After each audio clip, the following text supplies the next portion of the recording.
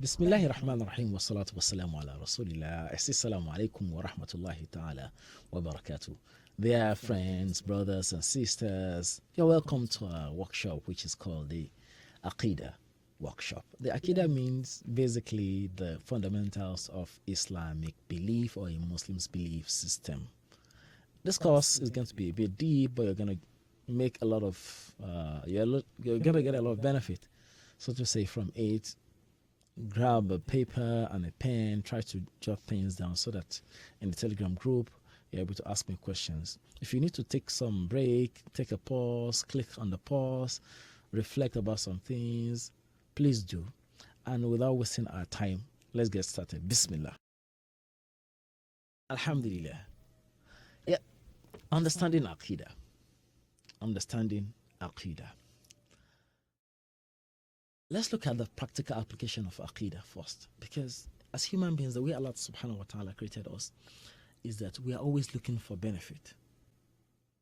We want to see, what does this add to me in terms of value? What do I get from Aqeedah? Why should I? We are questioning our minds, especially if we're in a part of the world that, and I think everybody's in that part of the world, time is very scarce. There are other resources that are being used to assess this course. So let's get started with that, inshallah. The practical application of Aqeedah.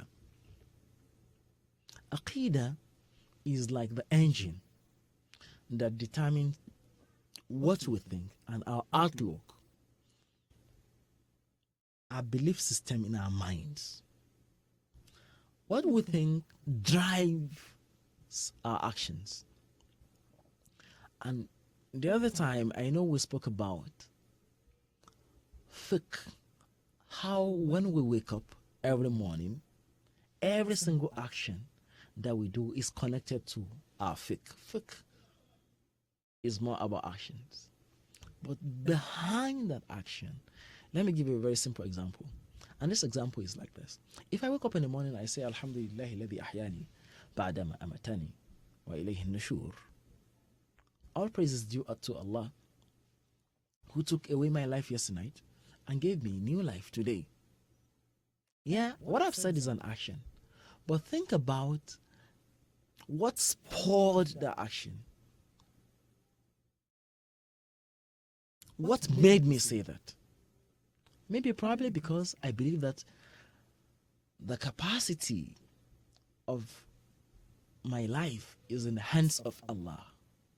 That faith that I have, that notion that I have, that belief that I have in my heart, spurred that action. So, in reality,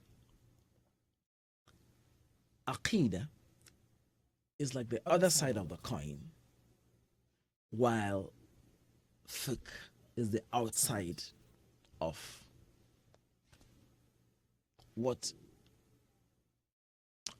basically is the outside of that, simply said.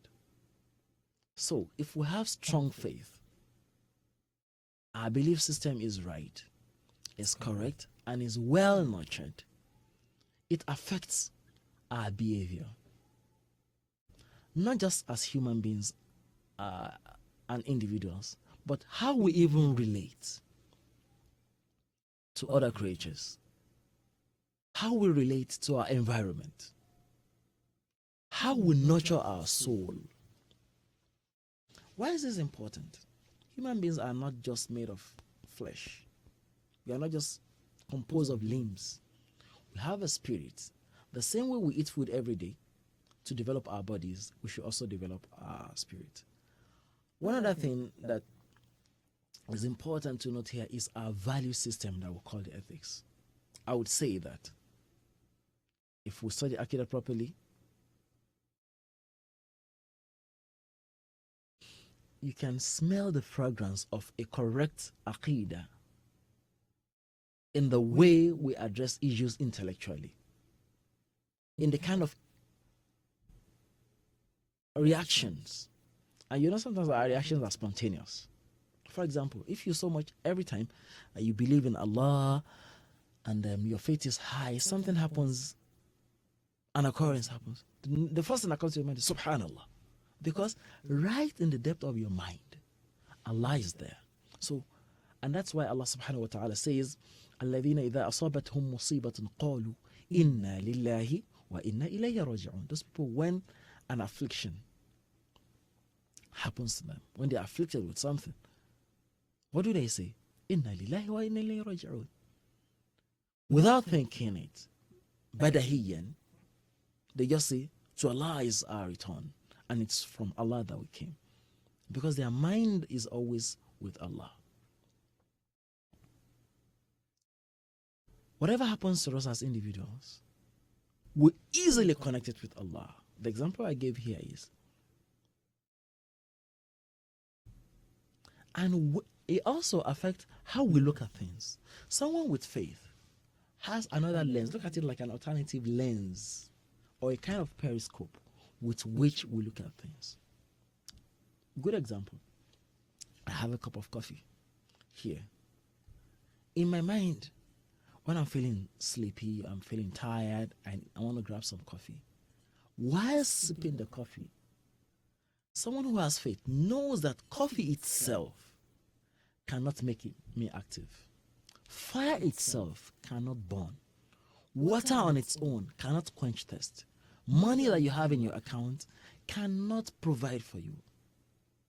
And the reverse is the case. When you don't have that money in your account, for whatsoever reason, you are not all there crying all the time, dejected, you're trying, you are being cranky, you are reacting to everybody. Just because you know that, oh, I had the money in my account is a sabab that Allah can use to enrich me. Now that I don't have the money, Allah can actually make a provision for me without having that money. This will tell a lot when it comes to believing in miracles. We're at a point in the world where some people find it difficult to believe in miracles. For example, you say, oh, Prophet Ibrahim alayhi salatu wasalam, he was thrown in fire and the fire did not burn. They can tell you, oh yeah, it's because of some chemicals and stuff like that. Whatever you call it. The fire did not burn him. Because what burns in fire is in the control of Allah. And the rest of that. One other thing that Aqeedah will do for you is it will make you to understand yourself. Human beings, most time, we're asking ourselves this question. At a point in your life, you should ask yourself this question. Where are you from? You probably know when you were born. You may not remember how small you were. But before you came to this world, where were you coming from? This is more of believing the unseen. If you're able to determine that, it guides you to say, okay, if I'm coming from a journey, and you know, okay, where are you going to from this world? You would see this world as a sandwich between where you're coming from and where we are going. So if you have a belief system that makes it clear to you of where you're coming from, and the same belief system that points you to where you are going, you will know your purpose in life. And this purpose in life will guide your every step. You are working towards that goal. It won't be difficult for you to wake up at night and say, oh Allah, you are my Lord. Every action I'm doing, every activity I'm engaging in, I'm taking this activity to get closer to you. Then finally, this will address some common theological theories. For example, the Darwinist theory that says that human beings are from apes. Some theories that say the world came by itself. Some secularist theories and many other theories that will be against your firm belief. So if your belief is firm, you're able to answer questions. Most of us, like I said in the previous session, will find ourselves in situations as professionals, as Muslims, who we may not really be scholars, but people are asking us questions about our faith. They'll say, brother, sister, can you tell us about this? If your faith is not firm and people give you arguments that counter what you believe, then you fall like a pack of cards. In the next one, inshallah, we're going to further explain on the flavor of understanding your Aqeedah. That's a sneak peek there.